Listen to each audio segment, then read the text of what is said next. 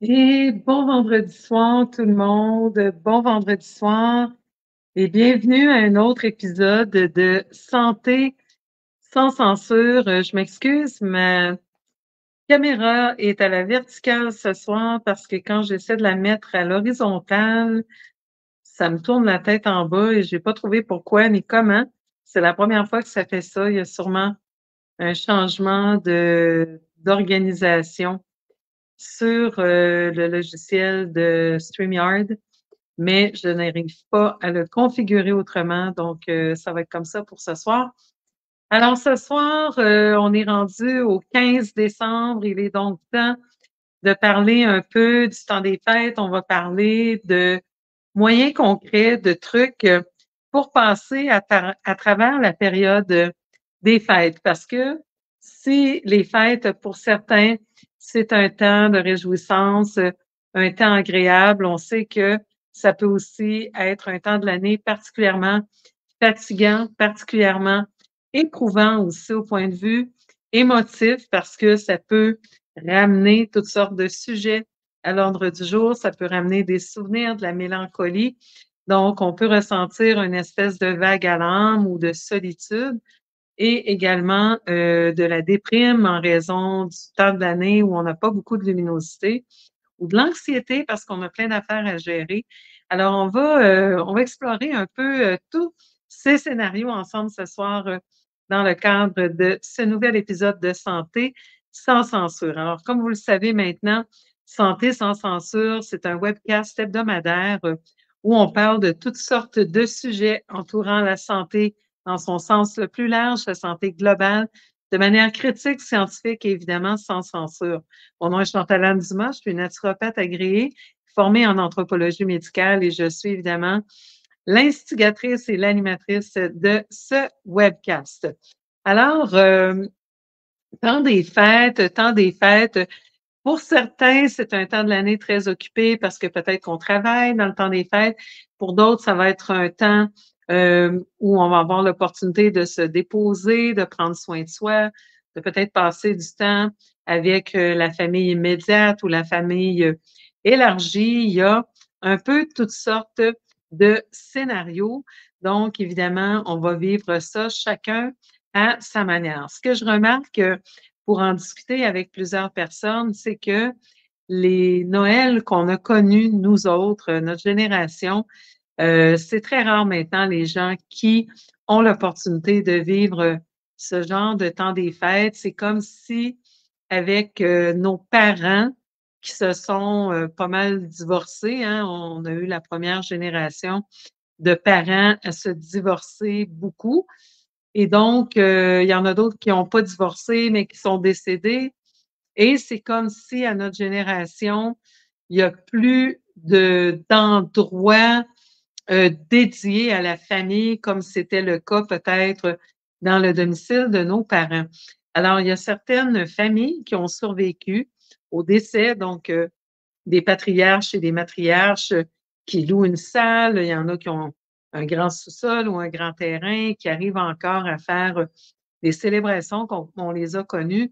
Bon, moi, je viens de l'Abitibi. Là-bas, on avait plusieurs musiciens dans la famille. Alors, c'était les oncles, les tantes, les cousins, les cousines, les voisins.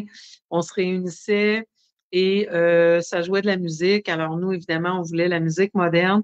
Donc, il y avait toujours une espèce de compétition entre les violonneux et les joueurs de musique traditionnelle et la disco.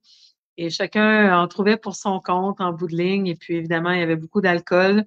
Les mœurs n'étaient pas les mêmes. On mangeait très différemment de ce qu'on mange aujourd'hui aussi. Alors, je pense que ces fêtes traditionnelles-là, comme on les a connues au Québec, sont en voie de disparition, sauf pour quelques exceptions. Comme je disais aujourd'hui, très souvent, on travaille dans le temps des fêtes, dépendamment dans quel type d'industrie on est impliqué. Bon, moi, j'ai travaillé un bon bout de temps en tourisme, hôtellerie, alors c'était un temps de l'année particulièrement occupé, donc j'avais pas beaucoup de vacances.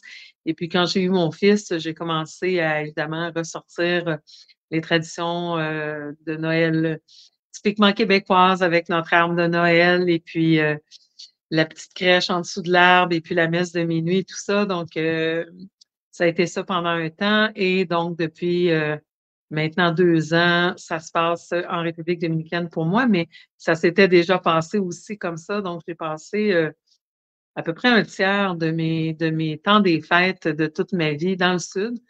Donc, je suis un petit peu partagée entre les 2 traditions en réalité et j'ai pris des photos cette semaine de décoration de Noël un peu partout à Las Terrenas que je vais vous partager. J'ai oublié de le faire et j'ai été un peu occupée, mais je vais vous les partager dans les prochains jours. Pour vous dire en réalité qu'il y a pas de bonne ou de mauvaise, façon de célébrer les fêtes. Le bon côté de s'être sorti un petit peu du joug de la religion catholique, ça a été en fait que on n'a plus à devoir épater la galerie ou à répondre à un stéréotype de fête de Noël, comme ça a déjà été le cas. Bon, il y a plein de couples mixtes, de familles mixtes maintenant, de familles décomposées, recomposées. Alors, il y a toutes sortes de modèles et c'est bien correct comme ça. Par contre, la constance, c'est que en général, ça génère du stress parce que on déroge à notre routine. Mais la première chose qu'on doit d'abord situer par rapport au temps des fêtes, c'est que quand on vit en Amérique du Nord, c'est aussi le temps de l'année où on a le moins de lumière. Le mois de décembre est un mois très, très, très sombre. Ensuite, janvier également, bon, on sait que le solstice d'hiver étant le 21 décembre, c'est à ce moment-là que les journées vont commencer à rallonger, d'où le symbole de l'étoile en haut de l'arbre de Noël. Eh bien, ça se manifeste pas réellement avant le mois de février bien entamé. Donc, les heures d'ensoleillement sont très, très réduites. Avec le changement d'heure aussi au Québec, ça vous ampute d'une heure additionnelle. Donc, en comparaison, on a une soixantaine d'heures de soleil durant ces mois d'hiver comparativement à presque 200 heures de soleil l'été. Alors, c'est une énorme différence et le soleil nous affecte parce que le soleil nous aide à réguler la sérotonine, qui est notre hormone du bien-être, du bonheur, et la sérotonine est convertie éventuellement en mélatonine qui a un impact sur notre sommeil. Et donc, le manque de lumière nous met en espèce d'état d'hibernation. Donc, on a envie de manger des aliments plus lourds, plus riches, de se rouler en boule et d'attendre que le soleil revienne pour se remettre à bouger. Donc, c'est un petit peu contre ça qu'on combat. Et à ce moment-ci, c'est là qu'on nous demande de préparer de la bouffe additionnelle, de faire des festivités et tout ça. Donc, c'est un petit peu à contre-courant par rapport à ce que notre corps a envie de faire à ce temps-ci de l'année. Vous savez, si on s'inspirait de la sagesse de la nature, dans la nature, l'hiver, eh bien, c'est le temps où tout se régénère, hein, en surface, il n'y a rien qui bouge et tout est en train de se régénérer. Alors, idéalement, dans un scénario idéal, le temps des fêtes, c'est un temps où on imiterait la nature, où on se mettrait au ralenti et où on ferait du cocooning et on prendrait soin de soi. Donc, cocooning, ça ne veut pas dire manger de la pizza en avant de Netflix et se coucher à n'importe quelle heure et se lever à n'importe quelle heure, parce que si vous avez déjà fait l'expérience, vous savez que vous vous levez avec encore moins d'énergie, encore moins le goût de faire des activités de plein air ou de bouger, et ça devient rapidement un cercle vicieux. Alors, surtout à éviter. Mais un petit truc qu'on peut d'ores et d'emblée mettre en application, c'est celui d'aller marcher dehors le matin. Même si vous faites juste 10 minutes, si vous avez un chien, vous allez faire le pipi, les besoins du chien, et vous mettez surtout pas de lunettes de soleil parce que la lumière matinale, si vous allez autour de 8 heures le matin, ça va avoir un impact direct sur votre iris et donc sur la façon dont votre cerveau va percevoir la lumière et va s'autoréguler. Et donc, même pour les gens qui ont des troubles du sommeil, avant même de commencer à mettre de la mélatonine dans votre supplémentation et tout ça, essayez ce petit truc de simplement sortir dehors 5 à 10 minutes le matin.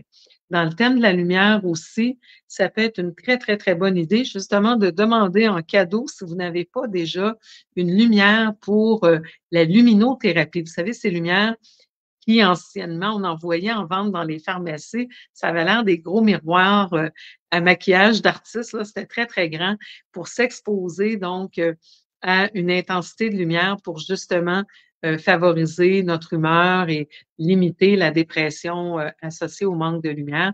Mais maintenant, c'est tout petit, c'est gros comme un petit jeu vidéo, c'est rechargeable. Donc vous les branchez dans le mur et vous vous exposez à cette lumière, de votre appareil de luminothérapie, dès la fin du mois d'août. Dès que vraiment la lumière commence à chuter, vous commencez par un petit 5 minutes et vous allez en augmentant, vous pouvez augmenter jusqu'à une vingtaine de minutes.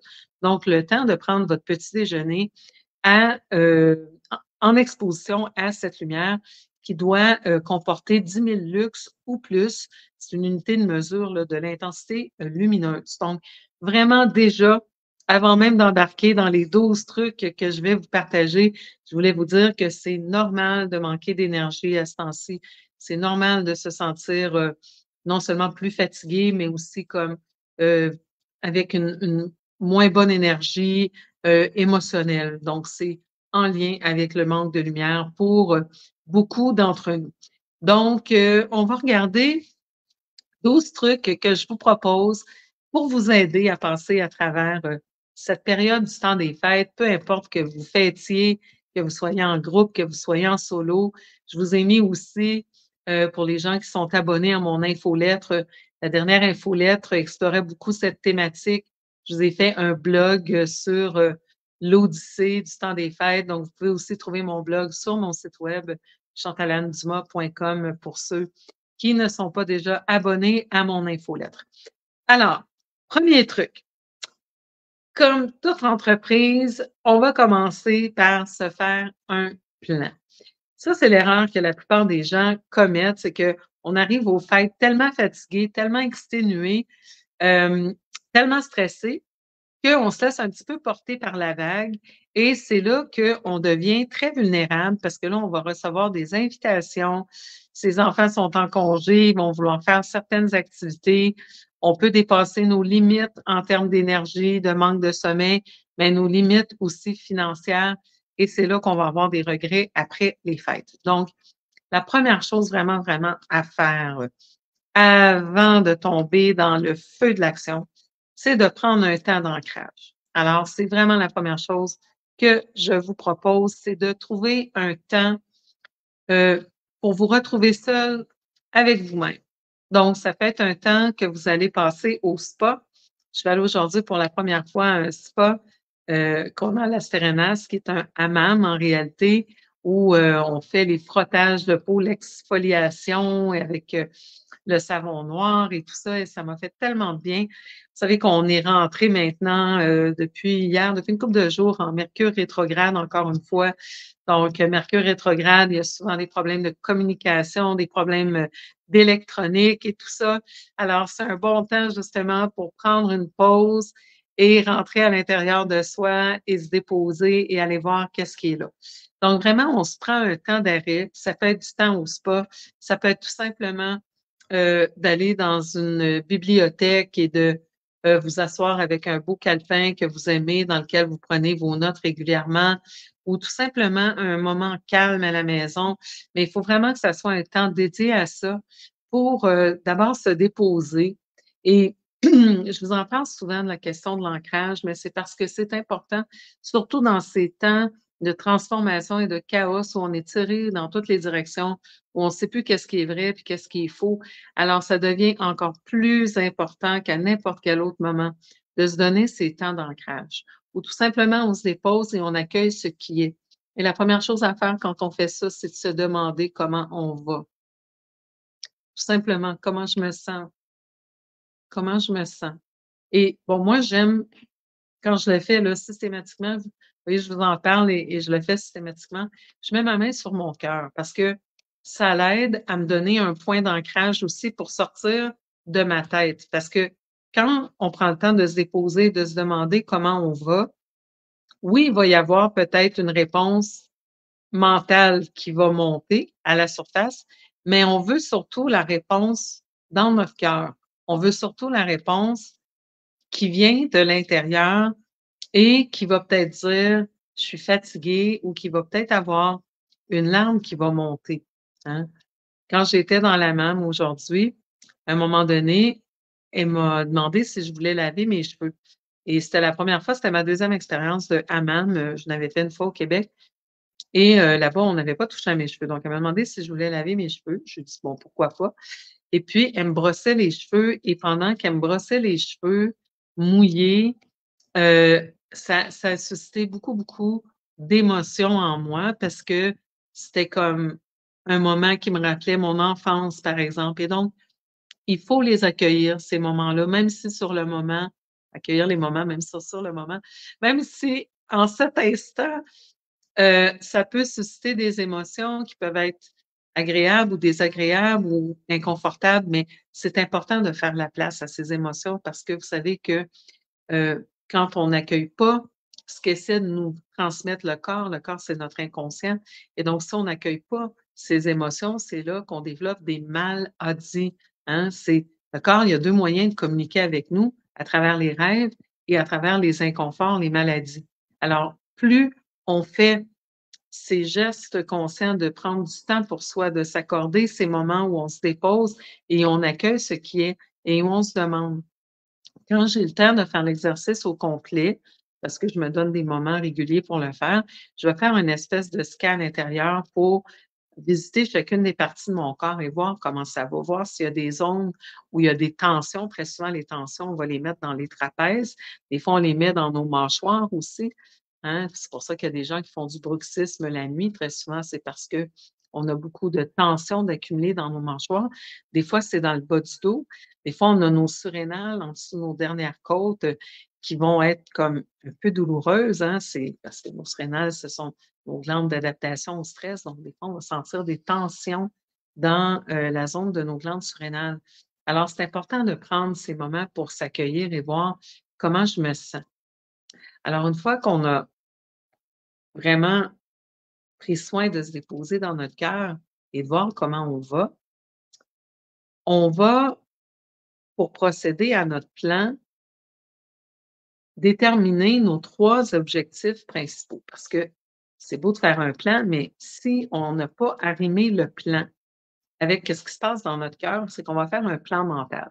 Là, on va dire: «On va faire le souper, telle date chez un tel, on va faire, l'échange de cadeaux, blan». Puis là, après ça, ben, les fêtes vont avoir passé, puis finalement, on va se rendre compte qu'on est frustré parce qu'on n'a pas fait ce qu'on voulait faire, qu'on est triste, qu'on est en colère, qu'on a de la rancune en réalité, mais c'est la faute de qui si on n'a pas exprimé nos besoins? Pour exprimer nos besoins, il faut déjà savoir quels sont-ils. Alors, c'est pour ça qu'on commence avant tout par s'ancrer, par se déposer, puis aller voir c'est quoi qui est à l'intérieur de nous. Et donc, la première question, c'est toujours comment je vais. Et la deuxième question, c'est de quoi ai-je besoin maintenant? De quoi ai-je besoin? Dans ce temps des fêtes qui s'annonce, là, de quoi j'ai besoin? Est-ce que mon besoin, c'est de reconnecter avec mes enfants, de faire la paix avec des membres de ma famille avec qui il y a eu des frictions dans les dernières années? Est-ce que c'est de m'évader, c'est de prendre un vol pour aller quelque part? Est-ce que c'est de me reposer? Est-ce que c'est prendre soin de ma santé parce que ça fait des mois que je cours, que je prends pas soin de moi? Est-ce que c'est de prendre du temps pour rattraper des retards sur différentes choses parce que j'ai envie de finir mon année au 31 janvier? Il faut déterminer nos besoins parce que c'est pas le travail de personne d'autre. Et puis après ça, quand on prend pas la peine d'aller voir c'est quoi nos besoins, puis de faire un plan pour répondre à nos propres besoins, c'est là où on va devenir anxieux, qu'on va devenir dépressif, qu'on va devenir frustré parce que la tendance, ça va être de trouver un coupable parce que nos besoins sont pas comblés. Donc, les gens peuvent pas deviner quels sont nos besoins. C'est vraiment à nous de prendre le temps de faire cet exercice-là. Alors, une fois qu'on a déterminé quels étaient nos besoins, c'est là qu'on peut faire le plan. Parce qu'évidemment, le plan va pas être le même si notre objectif, c'est de reconnecter avec notre famille que si c'est de passer du temps à se reposer et à se refaire une santé. Donc, c'est pour ça que c'est très important d'aller voir c'est quoi nos objectifs. Alors, là, le danger, c'est d'en mettre trop et là, de ne pas avoir le temps de rencontrer tous nos objectifs et puis après ça aussi, ça génère de l'anxiété parce que l'anxiété, c'est quand on se projette dans le futur. La dépression, c'est quand on reste accroché au passé, qu'est-ce qui s'est passé l'année passée, l'année d'avant. Là, les fêtes, c'est toujours comme ça, puis j'haïs ça, puis je veux pas aller chez un tel, blablabla. Donc, on essaie de pas aller ni dans l'anxiété dans l'avenir, ni dans la dépression dans le passé, ni dans la frustration parce qu'on n'a pas respecté nos besoins ou on les a pas comblés nous-mêmes. Alors, vraiment, vraiment, cette étape-là, on ne doit pas l'escamoter. On doit se déposer, aller en dedans. Comment je me sens? De quoi ai-je besoin? Et là, on établit un plan avec 3 objectifs principaux. Plus que 3, vous allez vous mettre de la pression, vous allez vous mettre du stress et vous allez passer à côté de l'exercice. Moins que 3, ça peut être aussi parce que ça peut être un exercice global de dire: «J'ai besoin de repos dans le temps des fêtes». Mais après ça, il va falloir détailler ton plan. Tu as besoin de repos, ça veut dire quoi? Veut-tu dire que tu as besoin d'aller faire une marche dehors à tous les jours pour bien t'oxygéner, pour favoriser ton sommeil? Ça veut dire quoi tu as besoin de te reposer? Donc, il faut aussi que ton plan soit un petit peu élaboré. Après ça, une fois que tu as fait tes 3 objectifs principaux, tu mets 2 bonus, OK? Donc, il faut vraiment que tu saches c'est quoi que tu veux faire dans ton temps des fêtes, puis tu t'en mets 2 extras. Parce que si ça marche super bien, puis tu es capable d'atteindre tes 3 premiers objectifs, rapidement, ben, il va peut-être te rester du temps pour en adresser 2 autres. Par exemple, ça pourrait être: «Bon, je veux passer du temps avec mon fils, je veux prendre le temps de me déposer, de dormir, de refaire un horaire de sommeil pour commencer à me coucher un peu plus tôt. Et le troisième point, ça pourrait être dire, je veux préparer les reçus pour préparer, ma comptabilité de l'année pour, pas avoir besoin de faire ça en même temps que mon horaire de travail habituel. Donc, si on a rencontré les 3 objectifs rapidement, ben peut-être qu'il va nous rester du temps pour justement dire: ah ben, je vais commencer à préparer, des menus pour l'an prochain parce que je veux commencer le défi détox avec Chantalane. Puis avec le défi détox, ça fait longtemps que je vais essayer de devenir végétarien, puis je vais en profiter, je vais aller me chercher des belles recettes que j'ai envie de faire et je vais aller faire un tour à tel endroit. Ça fait longtemps que je veux aller visiter, le jardin botanique l'hiver. Donc on s'en met 3 objectifs qui sont vraiment ceux qu'on veut atteindre et on s'en met 2 de plus pour si on a du temps de libre. Et l'autre partie du plan qui va être super importante, ça va être de mettre nos non négociables. Ça aussi, c'est une étape qu'on a tendance à escamoter, les non négociables. Les non négociables, ça veut dire, toi, tu as décidé que ton frère Jean, tu veux pas le revoir. La relation avec lui est terminée et tu ne veux pas le revoir et pour toi, c'est non négociable. Mais si tu ne mets pas ça au clair avec toi, puis avec ton entourage, il y a bien des chances que tu sois forcé à croiser cette personne-là. Non négociable, ça serait par exemple que tes enfants amènent des amis à coucher durant le temps des fêtes. Si pour toi, ta priorité, c'est de passer du temps avec tes enfants, de faire des activités avec tes enfants en famille, peut-être que tu as pas envie qu'il y ait des amis, qui soient impliqués là-dedans. Donc si c'est un non négociable, il faut que tu le mettes dans ta liste. Il faut d'abord que tu le conscientises pour toi-même, puis après ça, que tu l'exprimes aussi. Dans les non négociables, ça pourrait être, par exemple, que tu as un budget donné et que tu ne veux pas dépasser ce budget. Ça aussi, c'est important parce qu'on voit ça régulièrement, les gens qui se retrouvent dans des situations difficiles après les fêtes parce qu'ils n'ont pas respecté leur budget. Donc ça aussi, ça peut faire partie des non négociables. Les non négociables, ça pourrait être aussi que, heu, je vais faire tant de sorties, mais je me garde tant de soirées pour moi toute seule ou pour, mon couple, bon, peu importe, mais il faut que les non négociables soient clairement établis dans ce premier exercice, ce premier jet du plan pour le temps des fêtes. Après ça, deuxième chose à faire pour bien passer à travers, notre temps des fêtes, ça va être la question de l'ancrage qu'on va pratiquer au quotidien. Vraiment, les gens veulent toujours avoir plein de suppléments régulièrement. Je reçois des gens, en consultation ou des demandes de personnes qui me disent: «Là, je vis plein de stress. C'est quoi le meilleur supplément? Qu'est-ce que je peux prendre pour me donner de l'énergie? Qu'est-ce que?» Mais la santé, c'est pas une question de qu'est-ce que. La santé, c'est ce qu'on fait 80 du temps. quand bien même vous vous mettez tout d'un coup à prendre un super bon produit, ça peut vous aider temporairement, mais ça ne résoudra pas le problème à son origine, à sa source. Donc, il faut vraiment adopter un meilleur mode de vie. Il n'y en a pas de facile en santé, c'est une discipline. Il n'y a pas d'autre façon de l'aborder. Donc, la question de l'ancrage dans ces temps où on vit tellement de transformations, beaucoup de changements énergétiques aussi, plein de choses au niveau planétaire, la question d'être bien ancré devient vraiment, vraiment primordiale. Alors, pour s'ancrer, c'est très facile. La meilleure façon, c'est d'aller dehors et d'avoir les pieds sur Gaïa, sur la terre-mère. Si vous ne pouvez pas le faire dehors en raison de la température, deuxième meilleure option, c'est de le faire à l'intérieur. Et on va tout simplement faire ce qu'on appelle en Qigong, faire les ponts entre ciel et terre. Donc, vous savez que je vous répète toujours qu'on est des piles, les humains, parce qu'on fonctionne à l'énergie électrique. La polarité positive, c'est l'énergie de Ra, c'est l'énergie du soleil, et la polarité négative, c'est la polarité de Gaïa, donc notre terre-mère sur laquelle on repose et qui est capable d'absorber aussi tout l'excédent d'énergie et toute l'énergie usée. Et donc, tout simplement, on va, en respirant, en inspirant, amener les bras vers le ciel avec les paumes vers le haut, parce que là, j'ai ma caméra en verticale, ça ne va pas très bien. Et rendu à la hauteur des épaules, parce qu'on ne veut surtout pas lever nos épaules comme ça, on ne veut pas bloquer. On va tourner les mains vers le sol et on va expirer en ramenant l'énergie vers le sol. Et on peut faire simplement 3 inspirations avec des expirations. On essaie d'inspirer en 4 temps et d'expirer en 6 temps. On compte 4 et on compte 6 et on en fait 3.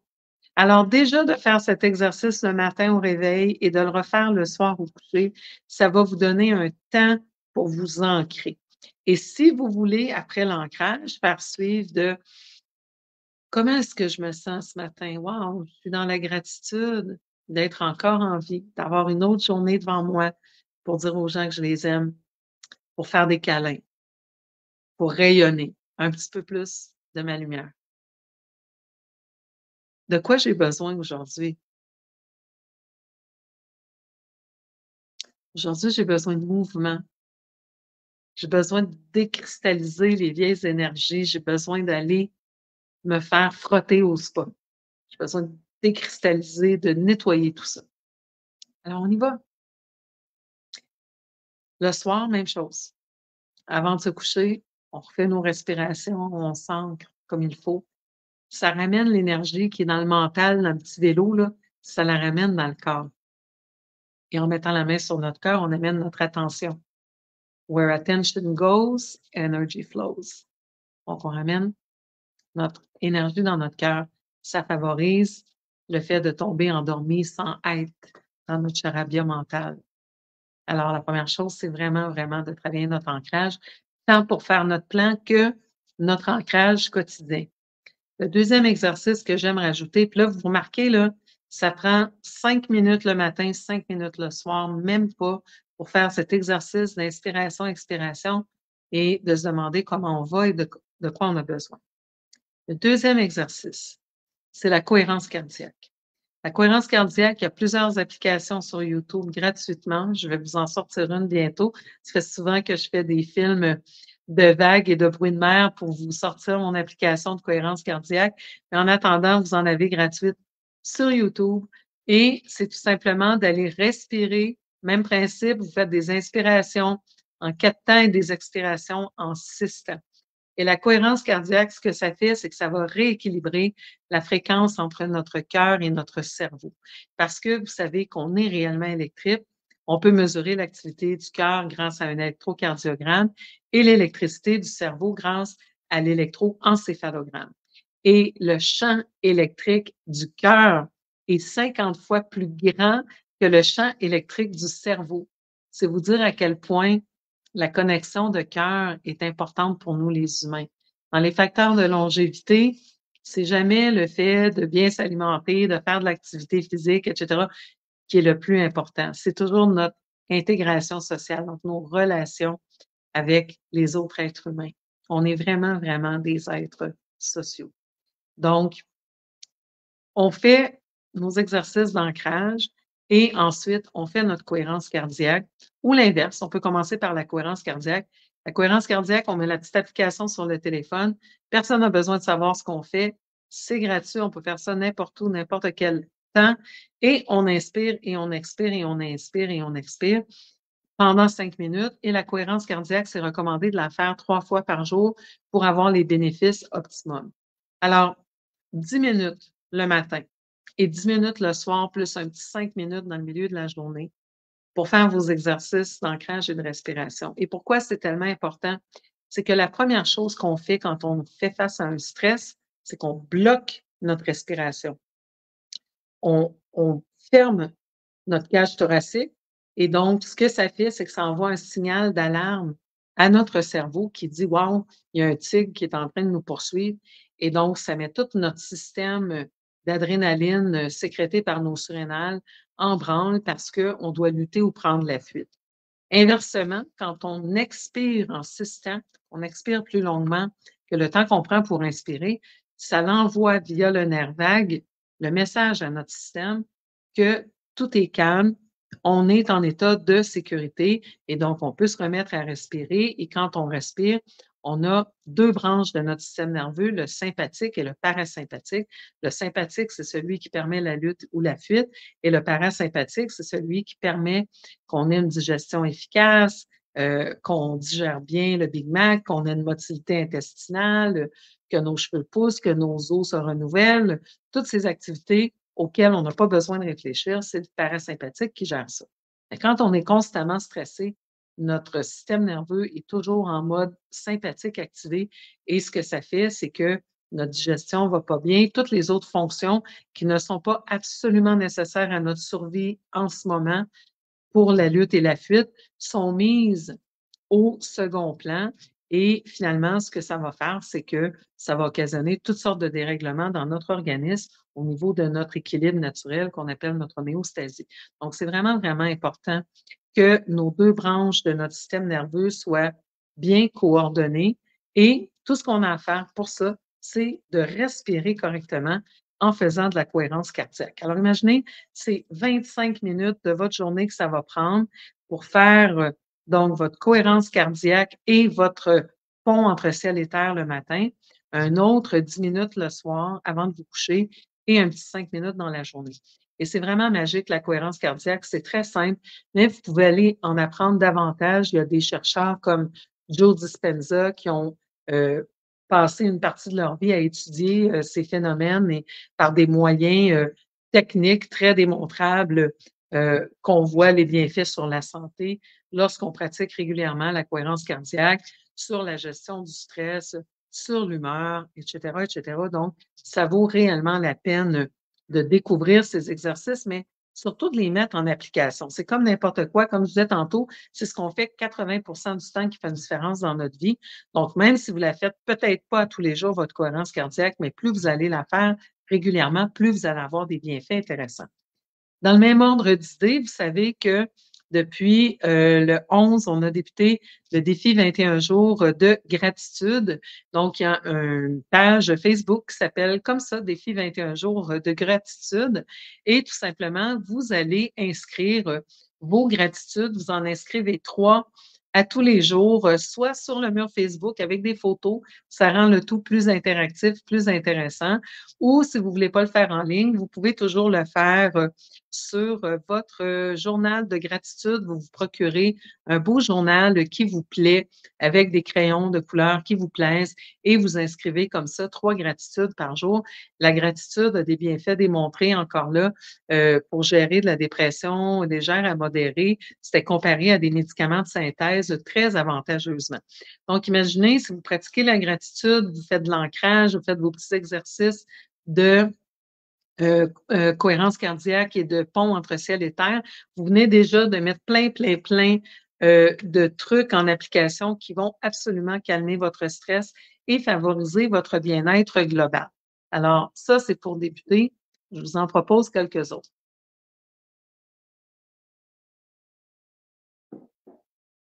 Alors, ancrage, cohérence cardiaque, on a vu ça. Le sommeil. Le sommeil, en passant, ça devrait faire partie de nos non négociables.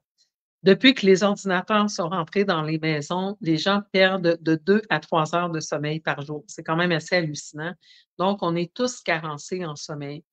Et pourquoi c'est important? Bien, non seulement notre cerveau a besoin de ce temps de sommeil pour se régénérer, faire son ménage, appuyer sur son bouton reset, mais heu, le sommeil est aussi particulièrement important pour, notre hormone de croissance. À partir de 22 heures le soir, on a la sécrétion de ce qu'on appelle l'hormone de croissance qui permet donc la régénération de nos cellules, de nos tissus dans notre corps. Si on a des blessures, c'est là que ça va se guérir et tout et tout. Donc, c'est vraiment important d'essayer d'être dans un état de relaxation à partir de 22 heures le soir. Si on dort pas, concrètement, c'est correct, mais essayez déjà qu'on ait les lumières, tamisées, de ne plus être devant les écrans cathodiques. En fait, disons qu'on dort à 23 heures, c'est-à-dire qu'à partir de 21h30, 22 heures, il faudrait vraiment, commencer à éteindre nos écrans, nos téléphones, nos tablettes, nos télés intelligentes parce que la, production de lumière bleue interfère avec la sécrétion de notre mélatonine, donc qui va favoriser notre sommeil. Donc, ça serait vraiment important d'arrêter, les écrans, au plus tard vers 21h30. Je ne sais pas s'il y a quelqu'un qui peut bloquer le Winnex ou le rapporter, qui arrête pas d'envoyer des messages à tout le monde pendant que je parle, parce qu'à chaque fois, ça fait un message qui obstrue mon écran et ça semble être un troll, là. Donc s'il y a quelqu'un qui peut le bloquer, j'apprécierais. Alors, voilà, le sommeil, on fait attention à nos écrans cathodiques. La question aussi d'aller faire notre petite marche dehors le matin, notre petit 10 minutes, de marche à l'extérieur sans lunettes de soleil pour réguler la production donc de sérotonine, mélatonine. Pendant qu'on est en train de faire notre marche à l'extérieur, on en profite pour faire nos ponts entre ciel et terre et on peut pratiquer notre cohérence cardiaque en même temps. Donc, vous allez faire du 3 pour 1. Si en plus de t'aller promener, et tout, ben, c'est du 4 pour 1. On est drôlement productif. 10 minutes plus tard, vous allez avoir plein d'affaires déjà de résolues. Vous allez être plus calme, vous allez avoir équilibré votre sympathique, votre parasympathique et vous allez être dans une bonne disposition pour faire face à la journée qui s'annonce. Après ça, l'hydratation. Vous savez, 25 ans que je suis en pratique clinique et il y a des situations comme ça qui reviennent tout le temps et celle de la déshydratation est une de celles-là.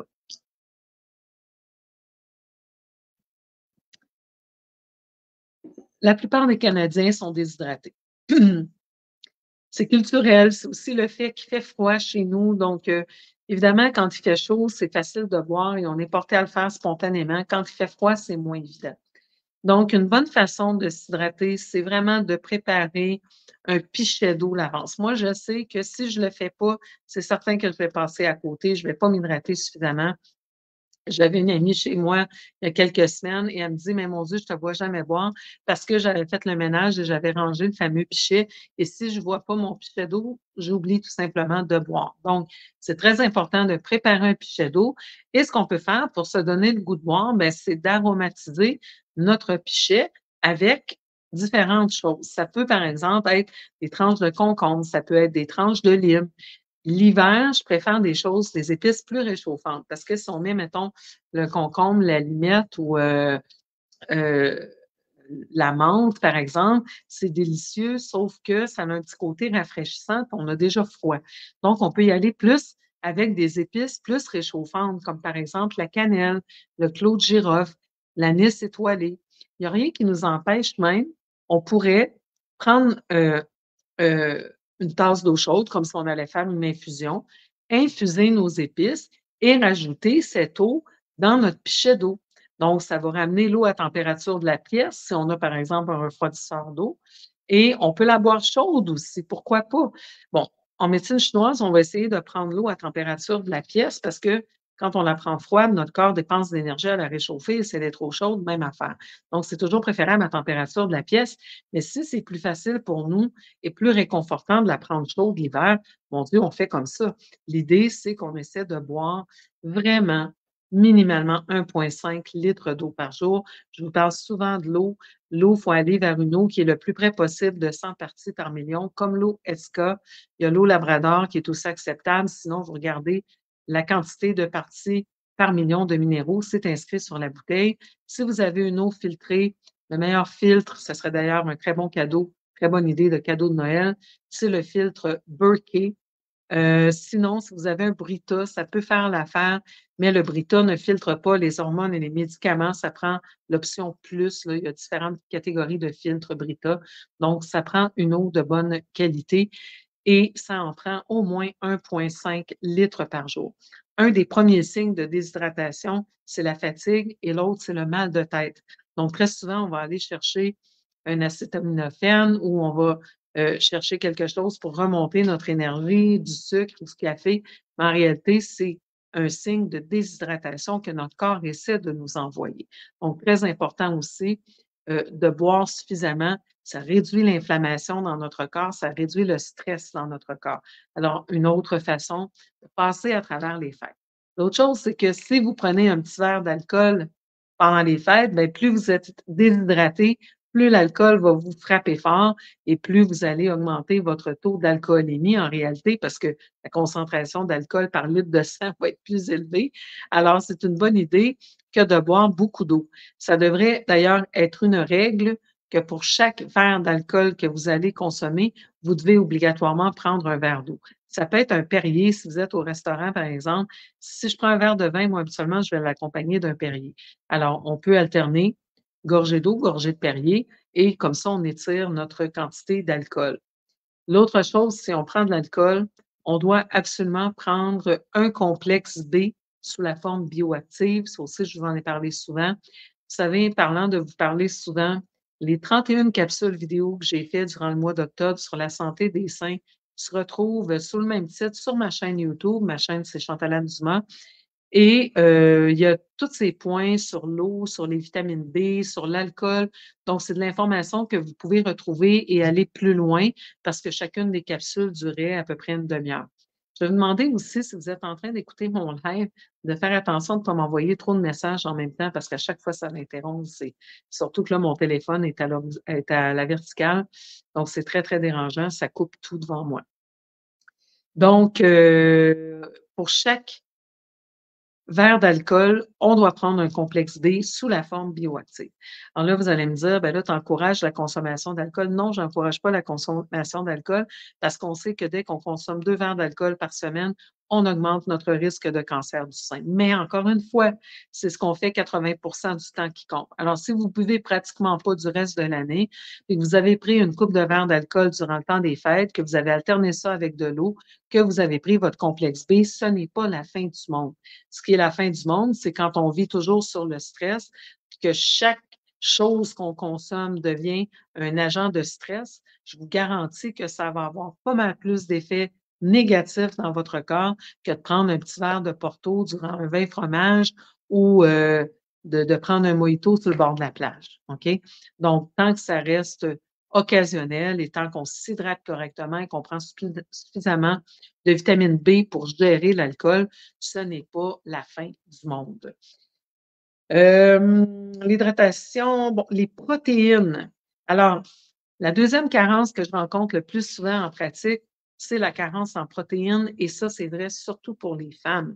Donc, première chose, les gens sont déshydratés. La deuxième chose, les gens manquent de protéines parce que les protéines n'ont pas nécessairement bonne presse. Les gens pensent qu'ils doivent absolument être végétariens ou être vegan. C'est super intéressant. Aujourd'hui, j'écoutais un podcast avec un gars, j'ai oublié son nom, mais je vais revenir sur lui, j'ai gardé ça dans mes trucs. C'est un gars qui a fondé des espèces de gyms super high-tech où il utilise l'intelligence artificielle pour biohacker différentes fonctions du corps, puis renverser le processus euh, de vieillissement. Mais il le fait de manière intelligente. J'ai beaucoup aimé sa philosophie. Et une des choses dont il parlait, c'est qu'il était avant lui-même un végétarien.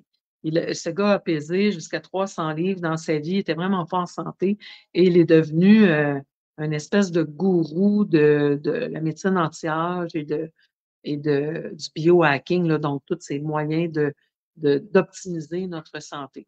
Et il n'est plus végétarien et il fait maintenant, lui-même l'élevage, de certains bovins, tout ça, puis il disait que, quand on consomme des animaux élevés correctement, par exemple, si vous avez un contact avec un éleveur à la campagne, que normalement, heu, une vache devrait nourrir une famille pendant 1 an. Puis c'est ce que je vous disais dans un autre live.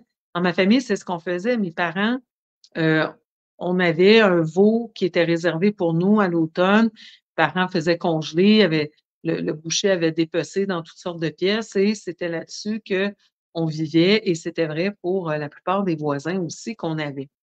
Et donc, l'élevage commercial, c'est autre chose parce que c'est pas fait correctement.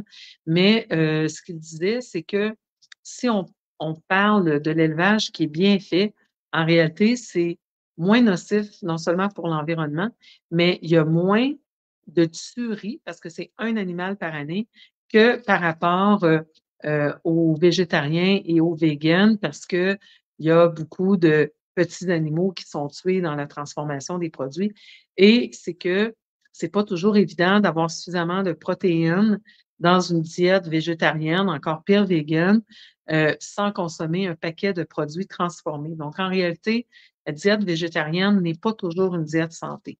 Si, par exemple, on a été élevé en Inde ou, par exemple, un pays comme la République dominicaine où les fèves font partie de notre alimentation, on a quand même beaucoup de choses qu'on peut se mettre sous la dent qui contient des protéines végétales, mais c'est sûr qu'au Québec, c'est plus difficile. Donc, le but, c'est pas d'être végétarien ou d'être vegan à tout prix. Mais si on consomme des protéines animales, c'est de consommer des protéines animales réellement de bonne qualité et on n'aura pas le choix que de revenir à cette manière de faire, de connaître les éleveurs, de connaître les bouchers et de savoir de quoi est nourrie la viande qu'on achète, qu'on consomme, parce que vous savez que sont en train de trafiquer toutes sortes de choses par rapport à la culture, entre autres des animaux. Donc, on n'aura pas le choix de revenir à ce mode ancestral qui est le mode traditionnel qui est comme ça qu'on fait depuis 12 000 ans et qu'on fait dans toutes les cultures du monde. Vous savez, je vous le dis souvent comme anthropologue, que ce qu'on fait dans différentes cultures et qu'on a, préservé, c'est habituellement parce que c'est salutaire et c'est la bonne façon de faire. Donc, il faut viser entre, bon, 0,8 ou 1 gramme de protéines par kilo de poids corporel, ça devient compliqué. Moi, la santé, il faut toujours que ça reste simple. Alors, on dit 1 gramme par kilo de poids corporel, en sachant très bien que la plupart des gens ne consommeront pas tout à fait ça. Donc, si tu pèses 65 kilos, ça veut dire 65 grammes de protéines par jour que tu dois viser. Alors, pour te donner une petite idée, une poitrine de poulet de la taille de ta main, c'est une vingtaine de grammes de protéines. Donc, si le matin, tu manges juste des glucides parce que tu manges, par exemple, 2 égaux frégos ou que, je ne sais pas, tu t'es fait, des muffins maison, puis, c'est bio, tout ça, mais il y a quand même pas de protéines dedans. Eh bien là, tu pars avec, 4-5 grammes de protéines parce que bon, dans ce qui est pas réellement protéiné, c'est des quantités presque négligeables. Le midi, tu t'es peut-être fait une salade, puis tu as rajouté, du thon dedans ou des légumineuses. Tu as peut-être un 8, 10, 12 grammes de protéines dans ton dîner. Donc, tu es à 15 grammes et mettons que tu as pris 22 grammes ta poitrine de poulet le soir, tu es à 37 grammes. Donc, on a dit, si tu pèses 65 kilos, tu as besoin de 65 grammes et à peu près à la moitié de la quantité de protéines que tu dois consommer. Donc, pour la majorité des gens, on ne consomme pas suffisamment de protéines. Le premier truc à faire, c'est de déjà mettre une bonne quantité de protéines au petit déjeuner. Yogourt grec, si tu tolères les produits laitiers, encore là, bio, ça serait important. 15 grammes à peu près de protéines par portion. Donc, ça part très bien ta journée. Des œufs, 7-8 grammes selon la taille. Si tu manges 2 œufs, aussi à 15 grammes de protéines pour ton petit déjeuner. Si tu veux quelque chose genre avocat, genre graines de chia, tu peux te préparer un smoothie, une autre excellente façon, une protéine de petit lait comme celle de AOR, le Advanced Whey, contient 22 grammes par portion. Donc, si déjà tu as fait une vingtaine de grammes à ton petit déjeuner, si le midi, tu ne veux pas nécessairement avoir une source de protéines animales, tu peux avoir une protéine de plante qui va avoir 10, 12, 15 grammes peut-être. tu t'arranges pour avoir des collations protéinées qui peuvent être du muscle, qui peuvent être des noix, des amandes. C'est une très bonne façon d'augmenter notre apport en protéines. Et le soir au souper, habituellement, en Amérique du Nord, on prend le souper comme étant notre plus gros repas et on prend notre source de protéines principale au souper. Donc là, c'est plus réaliste d'arriver à quelque chose comme 65 grammes de protéines. Et si on a besoin, on rajoute tout simplement les protéines comme la protéine de petit lait. Je vous ferai éventuellement un live juste sur les différentes protéines parce que il y a beaucoup de confusion. Les gens pensent que toutes les protéines sont créées égales. Ce n'est pas le cas. On distingue les protéines en question de disponibilité des acides aminés qui les composent. Et donc, toutes les protéines ne sont pas créées égales. Et donc, je vous ai donné quelques options pour augmenter votre apport protéiné. Ensuite, au niveau des suppléments, parce que là, je donne des petits trucs là, bon, pour se grandir, la cohérence cardiaque, faire le pont entre ciel et terre, comment je me sens, de quoi ai-je besoin, faire un plan, fixer nos objectifs, déterminer nos non négociables, quoi faire si on prend de l'alcool, manger suffisamment de protéines, rester hydraté, aller dehors le matin pour avoir de la luminosité qui va régler notre taux de sérotonine. Et au-delà de tout ça, en termes de suppléments, la base de la supplémentation pour moi, basée sur mes années de pratique et sur des tests qu'on envoie aux États-Unis qui évaluent réellement nos taux de vitamines, je sais qu'au Québec, on est toujours carencé en vitamines du groupe B et en magnésium. Et pour gérer le stress, ce sont les vitamines les plus importantes et pour détoxifier notre foie, pour régulariser nos hormones. Bref, elles sont importantes pour exactement tout dans notre corps. Le magnésium est impliqué dans 300 fonctions enzymatiques. Donc, quand on a une carence de magnésium, il y a 300 familles d'enzymes qui sont capoutes.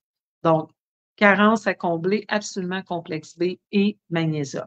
Complexe B, on doit prendre les vitamines qu'on dit bioactives, c'est-à-dire que la forme des B va être la forme finie pour être certain de passer outre certaines petites variations génétiques qu'on appelle des polymorphismes dont souffre une grande quantité de la population nord-américaine notamment. Alors, par exemple, pour l'acide folique, au lieu d'être écrit B9 acide folique sur votre vitamine, ça va être écrit 5-MTHF pour 5-méthyltétrahydrafolate, qui est la forme finie de vitamine B. Là, vous allez me dire, mais comment on le sait si on les a, ces polymorphismes? C'était le sujet de ma présentation du mois, le webinaire qu'on a eu mercredi soir. Donc, les gens qui sont membres l'ont eu gratuitement. Ceux qui ne sont pas membres l'ont eu à 10 $. Vous pouvez toujours vous procurer mes anciens programmes, mes anciens webinaires. D'ailleurs, ça fait des très beaux cadeaux de Noël. Et il y a une super promotion présentement avec le test qui s'appelle Love My Health. Je vais vous mettre aussi des détails dans les prochains jours. Donc, le test Love My Health, le bilan naturopathique et la consultation où on décortique le test ensemble. Il y a un spécial, je crois que c'est à 550 $, mais je ne veux pas dire de niaiserie. Je vous en donnerai des nouvelles dans les prochains jours, mais juste pour vous dire que c'est la façon de savoir si on a besoin de prendre les B sous leur forme finie. Mais donc, comme il n'y a aucun désavantage à les prendre dans leur forme bioactive, pourquoi prendre le risque? On est mieux de tout simplement prendre les B dans leur forme bioactive et vous demander de l'aide aux employés des magasins tels que Énergie PLP, qui est le commerce au Québec avec lequel j'ai négocié un deal pour mes membres, pour mes patients en consultation. Chez Énergie PLP, je vous partage mon code, c'est CEDUMA10. Tout ça est dans l'entête du live. Énergie PLP, CEDUMA10. Vous pouvez commander tous vos suppléments avec un 10 de rabais. C'est normalement un privilège réservé à mes membres et à mes patients, mais comme c'est le temps des fêtes, je vous en fais cadeau. Alors, vous demandez de l'aide, sont super gentils chez Énergie PLP. Sinon, si vous allez chez Avril, si vous allez à la Moisson, chez Taux, tous les magasins maintenant ont des naturopathes sur le plancher qui savent que sont les vitamines B bioactives. Il y a par exemple l'Advance B complexe de la marque Armoire, mais il y a d'autres compagnies qui ont emboîté le pas et qui vous offrent les B sous la forme bioactive. Le magnésium vient sous toutes sortes de formes. Vous pouvez trouver mon live sur le magnésium sur ma chaîne YouTube. C'est un live d'1 heure et quelques qui a été super, super populaire. Donc, je vais de fond en large dans tous les magnésiums. Mais celui que je recommande surtout pour le stress, c'est le magnésium synergie, justement, de la marque AOR.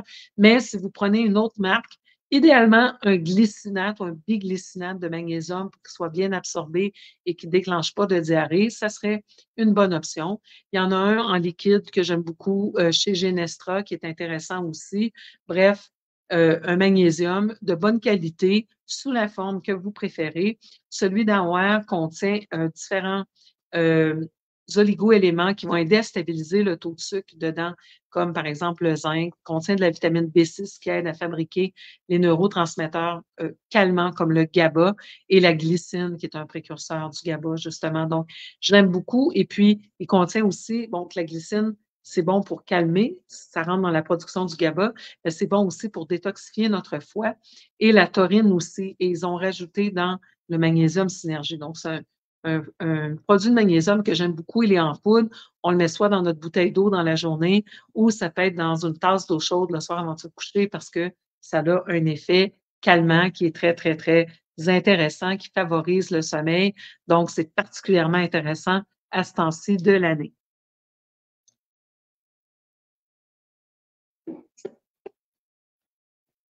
Ensuite, dans les suppléments, je rajouterais aussi la vitamine D. Vous savez que la vitamine D, elle est super importante pour notre immunité. Ça fait 3 ans et demi qu'on vous en parle, mais elle est importante pour stabiliser l'humeur aussi. Il y a presque 2000 récepteurs à vitamine D dans notre corps, donc il y en a à peu près dans tous les systèmes. Ça veut dire que la vitamine D, c'est loin d'être bon juste pour nos os comme on nous l'a fait croire, là, on pensait que si on n'avait pas de vitamine D, on faisait du rachitisme. Oui, mais on peut faire aussi de la dépression, puis on peut avoir aussi une immunité qui est hypoperformante. Donc, la vitamine D est super importante. Et Santé Canada nous en recommande nettement pas assez. Les chercheurs du Grassroots Health aux États-Unis, qui est un consortium de 50 chercheurs, parlent de 5000 unités par jour. Évidemment, pour savoir exactement combien vous en avez besoin, il faut faire une prise de sang, mais ce n'est pas accessible à tout le monde. Mais si je vous dis, basé sur mon expérience clinique, quand on consomme le 5000 par jour pendant l'hiver parce qu'on est moins exposé au soleil, en général, on arrive au printemps avec à peu près 110 nanomoles par litre dans la prise de sang, ce qui est le taux qu'on vise. Santé Canada nous parle de 800 unités internationales par jour. Laisse passer un peu plus, mais c'est basé sur de vieilles études et ça focus exclusivement sur nos os, mais ce ne sont pas des doses suffisantes pour notre santé humorale, notre santé nerveuse et notre santé immunitaire. Donc, vitamine B, magnésium, vitamine D et si on se sent particulièrement stressé ou particulièrement épuisé, on pourrait supporter nos glandes surrénales avec des plantes qu'on dit adaptogènes. Un que vous connaissez bien, c'est le ginseng, hein, le Panax ginseng est une plante adaptogène qui vient comme fouetter un peu nos surrénales pour nous donner de l'énergie. Comme en général, on est tellement surmené, c'est pas toujours une bonne idée de venir fouetter les surrénales. Alors, on va plus y aller avec des plantes qui sont comme calmantes, comme l'ashwagandha, le rhodiola, qui peuvent être aussi de belles options, ou encore un supplément comme le zen-théanine. Donc, la théanine, ça vient augmenter les ondes alpha dans notre corps, qui sont les ondes qu'on produit quand on est en état de méditation. Alors, ça vient vraiment faire comme à l'intérieur de nous. Et ce qui est génial, c'est que ça l'agit très rapidement, ça l'agit en dedans de 20 minutes et si vous ouvrez la capsule et vous le mettez sous la langue, ça va agir à l'intérieur de 10 minutes. Ce qui est le fun aussi, c'est que puisque c'est un acide aminé qui provient du thé vert, ça n'a pas d'interaction avec d'autres médicaments. Donc, si vous prenez, par exemple, un anxiolytique, un antidépresseur ou un sédatif pour dormir, il n'y aura pas d'interaction avec la zenthéanine. La zenthéanine est bonne pour les enfants, est bonne pour les personnes âgées. Donc, c'est vraiment un supplément à considérer si on veut ramener le calme intérieur. Et ce qui est aussi fantastique, c'est que ça ne crée pas de somnolence. Donc, on peut le prendre le matin avant d'aller travailler, avant de conduire, et ça va nous mettre en état de centration, mais de calme en même temps. Donc, la théanine, supplément à retenir, très, très intéressant. Mais si vous sentez que c'est vos surrénales là, qui sont en train de vous lâcher, allez-y avec la Shwaganda, mais encore là, des doses thérapeutiques comme 600 mg. Si vous prenez juste une tête sur mer ou de la poudre d'ashwagandha dans votre tisane, ça ne sera pas assez pour réellement supporter vos surrénales. Il faut y aller avec un supplément d'environ 600 milligrammes par capsule, une couple de fois par jour. Par contre, ça pourrait avoir des interactions. C'est toujours bon de valider quand on prend des plantes avec une naturopathe compétente. Pour la vitamine B, pour le magnésium, il n'y a pas de problème, tout le monde peut les prendre et en général, la Z-théanine aussi. L'autre petit truc, pour passer, efficacement à travers le temps des fêtes, c'est, de chouchouter notre foie. Donc, on a déjà parlé que si on boit de l'alcool, on va alterner avec, des verres d'eau et on va alterner aussi avec la prise, d'un complexe B par, verre d'alcool qu'on prend. Mais on pourrait, avant les fêtes, se faire une petite cure, pour notre foie avec, des teintures mères comme le chardon-marie, puis on s'achète une bouteille de chardon-marie, on le traîne dans notre sac à main et puis on en prend une trentaine de gouttes si on sait que ce soir-là, on s'en va souper au resto, ça va être un peu plus lourd, on va peut-être prendre un verre de vin. Donc, on supporte un petit peu notre foie comme ça avec, chardon-marie. Bon, il y a, radis noir, artichaut, bol d'eau, il y en a plein. Toutes les plantes amères, en réalité, nous aident à produire de la bile et à éliminer les toxines de notre foie. J'aime beaucoup le chardon-marie parce qu'il est assez neutre au goût, il est moins amer que les autres plantes amères et ce qu'on peut faire, c'est comme on le traîne dans notre sac à main, on en met tout simplement dans une tasse d'eau chaude ou même si on est au resto, on peut demander, au lieu de prendre un café après le repas, on prend la tasse d'eau chaude, on peut même la demander avec un petit peu de citron et on rajoute nos gouttes, de chardon-marie à l'intérieur. Si on n'a pas acheté puis qu'on sent que notre foie est engorgé, hem, les enzymes digestives aussi peuvent nous aider. Si on n'a ni chardon-marie ni enzymes digestives, ça va pas bien. Mais on peut y aller avec des épices qu'on a tout le monde, par exemple, le thym, hein, on a tous du thym, on peut se faire une petite tisane, de thym, ça va aider notre foie. C'est pas la plus efficace, mais ça peut être, utile. En fait, pas mal tout ce qu'on a sous la main et en plus, ça va avoir des belles qualités antiseptiques, antibactériennes. Vous savez, c'est une autre idée, ces épices et ces aromates, on a parlé tout à l'heure d'aromatiser notre eau avec la cannelle, le clou de girofle, l'anis étoilé. Là, maintenant, on parle d'épices comme, par exemple, le thym, le romarin pourrait être intéressant aussi, l'origan. On peut faire un mélange des 3. On se met ça dans une tasse d'eau chaude, on rajoute quelques gouttes, de citron, mais on peut mettre tout ça dans un chaudron. On rajoute, si on a mis un arbre de Noël, naturel, on peut mettre, des petits morceaux de branches, de sapinage et on fait bouillir ça. Ça va mettre non seulement une super odeur dans la maison, mais en plus, ça va, émaner des particules, qui ont des propriétés antibactériennes, anti, septiques et tout. Donc, ça va aider à moins propager les rhumes et les grippes du temps des fêtes. On peut aussi s'acheter des petits mélanges d'huile essentielle, les mettre dans notre diffuseur, mais donc ça, c'est un moyen aussi de ne pas tomber malade durant le temps des fêtes. À part ça, on a suscité notre foie. Les fameux bains de sel d'Epsom, écoutez ça là, c'est vraiment magique, les bains de sel d'Epsom, on met 2 tasses, dans une baignoire de taille normale. Il faut rester dedans au moins 20 minutes, pour que par osmose, le sel d'Epsom, qui est donc du sulfate de magnésium, puisse entrer à l'intérieur de nous. Alors, c'est un moyen d'absorber le magnésium pour son effet relaxant. Les molécules soufrées, donc du soufre, viennent aider à détoxifier notre foie. Elles sont bonnes pour notre peau, nos cheveux, nos, cartilages, nos articulations. Donc les bains, de sel d'Epsom sont vraiment magiques. On peut rajouter des huiles essentielles encore là à l'intérieur ou notre bain moussant favori. On essaie de le faire 2 à 3 soirs par semaine minimalement et il y a pas de contre-indication si vous voulez en faire à tous les jours et c'est une bonne façon, comme je disais, de supporter notre taux de magnésium. Ensuite, je l'ai mis en dernier, mais c'est peut-être le point le plus important. Il faut se faire plaisir.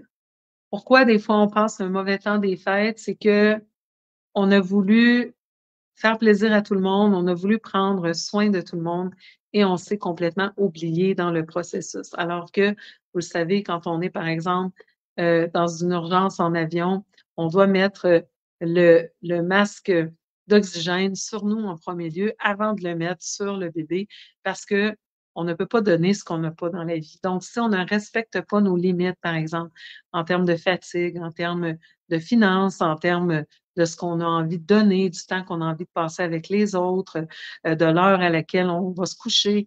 Si on ne se respecte pas là-dedans, si on ne se fait pas plaisir, c'est là qu'on va se créer du stress additionnel. Hein? Il n'y a jamais personne qui est stressé pour avoir passé du bon temps en bonne compagnie.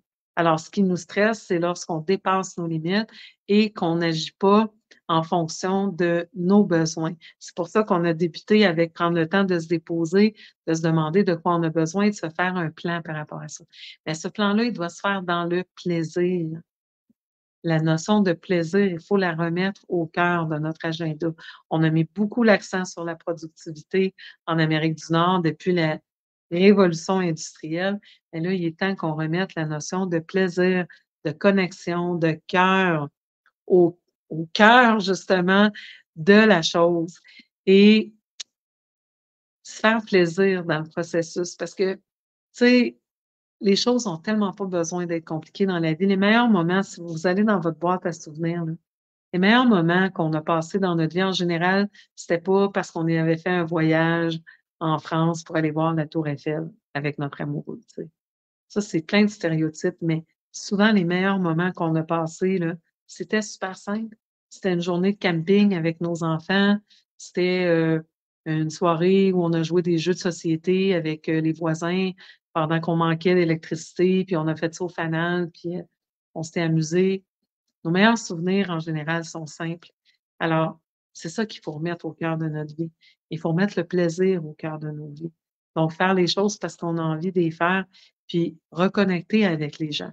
Je sais que dans les dernières années, nos relations ont été mises à rude épreuve, mais on a toujours le choix. Chaque jour, c'est une nouvelle opportunité, c'est une nouvelle page blanche.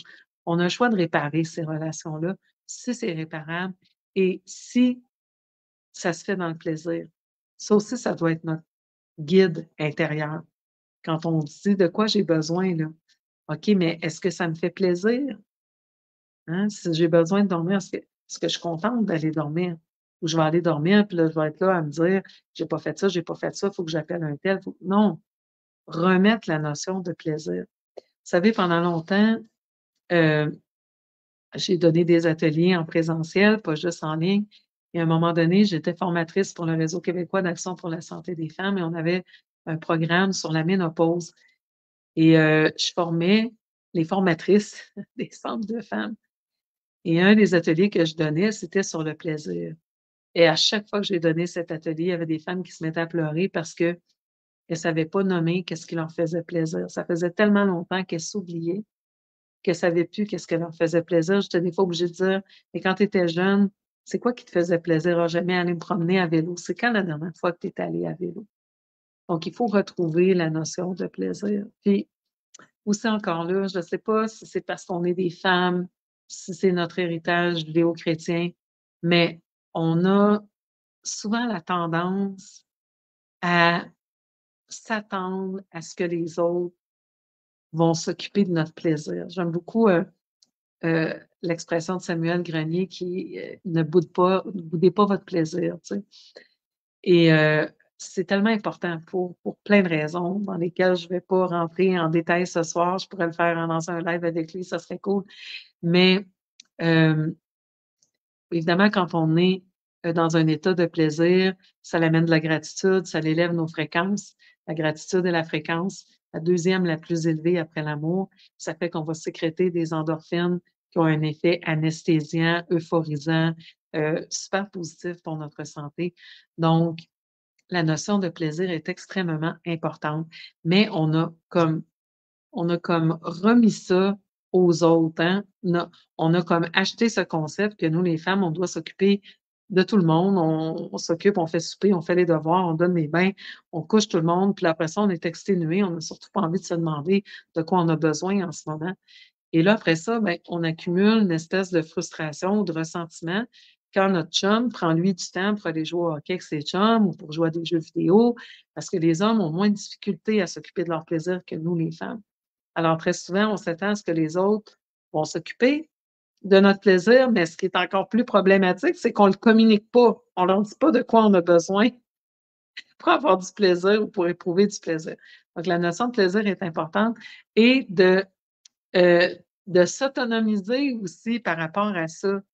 Tu sais, de pas attendre que ce soit les autres qui s'occupent de notre plaisir. Tu sais, moi, ça fait longtemps que je voulais aller au fameux hammam et je suis allée et c'était vraiment très bien. J'ai pris l'engagement que j'allais aller recevoir un massage par semaine au hammam parce que j'en recevais avant chez moi, tout ça, mais c'est pas la même chose que d'aller dans l'endroit, de se soumettre au rituel. J'ai vraiment décroché dans le temps que j'étais là.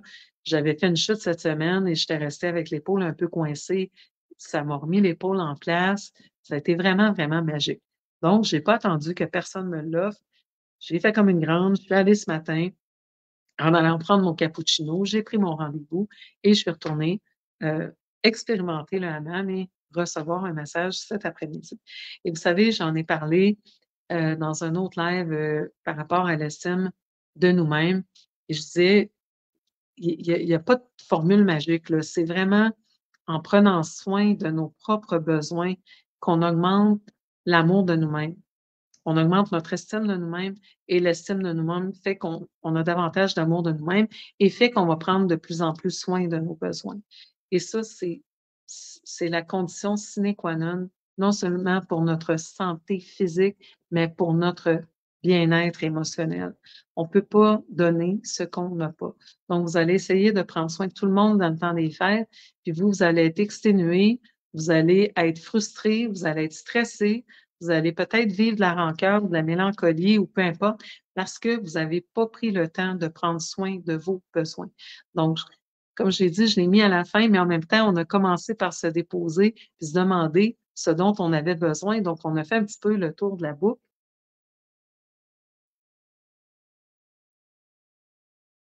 Je veux juste rajouter, par rapport à la question de prendre soin de nos besoins, l'aspect de la solitude, parce qu'on ne va pas se le cacher, on est plusieurs qui allons vraisemblablement passer les fêtes seuls.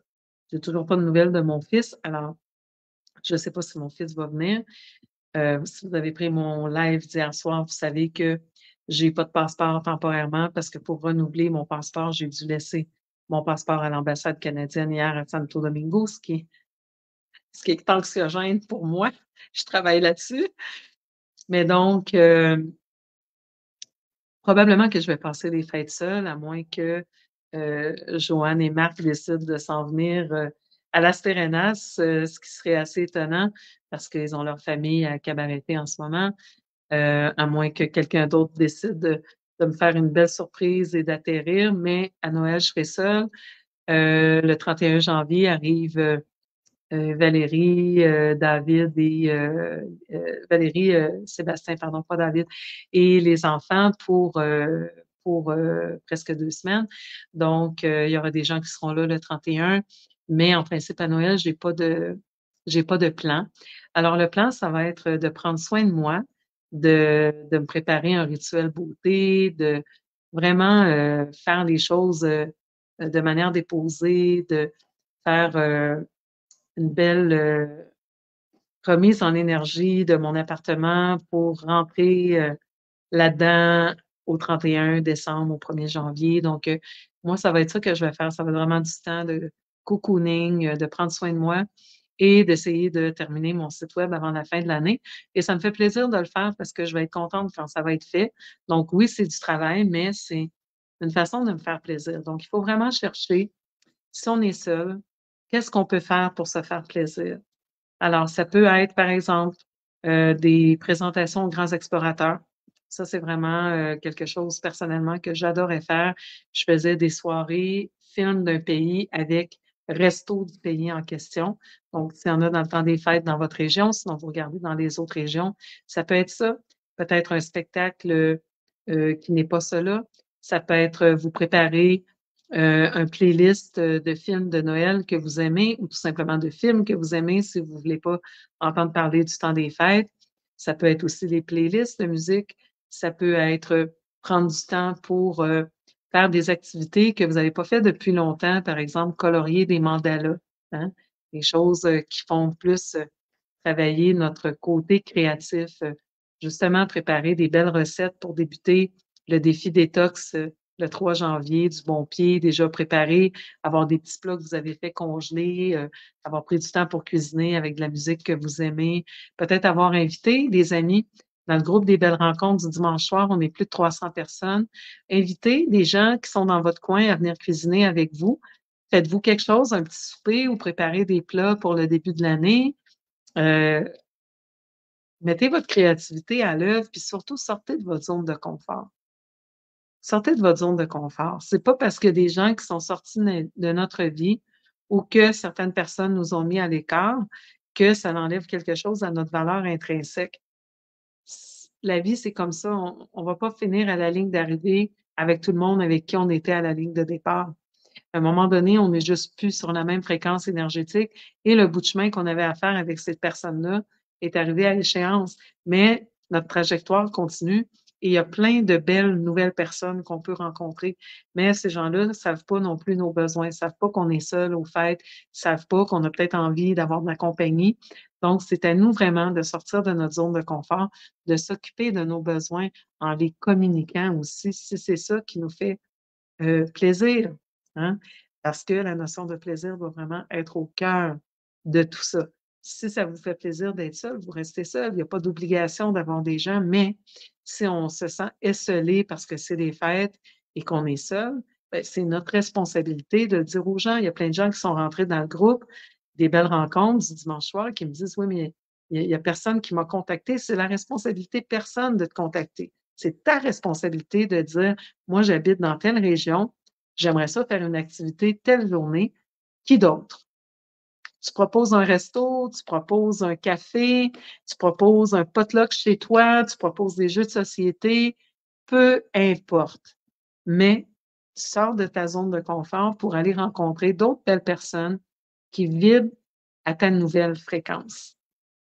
Dans la zone de confort, il y a aucune croissance. Alors oui, c'est inconfortable, mais c'est aussi une opportunité. Puis des fois, les opportunités, c'est le fun, c'est comme essayer un nouveau plat au restaurant.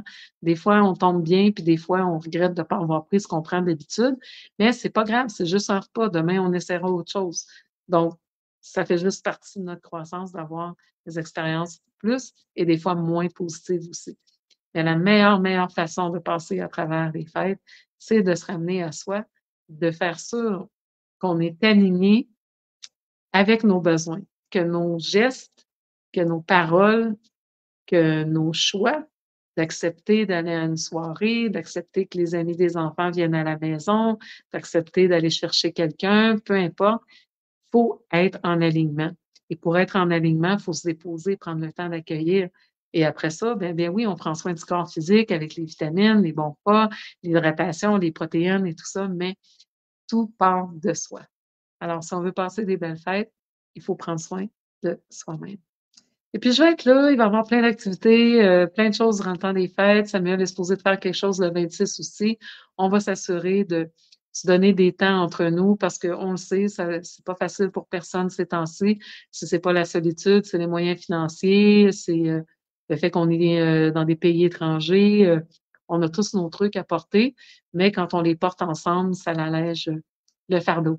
Alors merci d'avoir été là tout le monde et puis, on se retrouve demain matin pour les filles du groupe Hormones pour notre dernière, journée et le 3 janvier pour le défi détox pour les autres et lundi pour une actualité en santé et dimanche soir pour les belles rencontres de dimanche soir. Donc il y a plein, plein, plein de choses qui se passent tout le temps. Vous n'êtes pas seuls, vous êtes peut-être isolés présentement, c'est juste parce que vous n'avez pas rencontré les nouvelles personnes qui font partie de votre belle nouvelle famille d'âmes. Je suis pas sûre qu'elle est si nouvelle que ça. Je pense que ça fait longtemps qu'on chemine ensemble, mais peut-être qu'on s'est juste pas rencontrés encore dans cette vie-ci. Bonne fin de soirée tout le monde, bon week-end.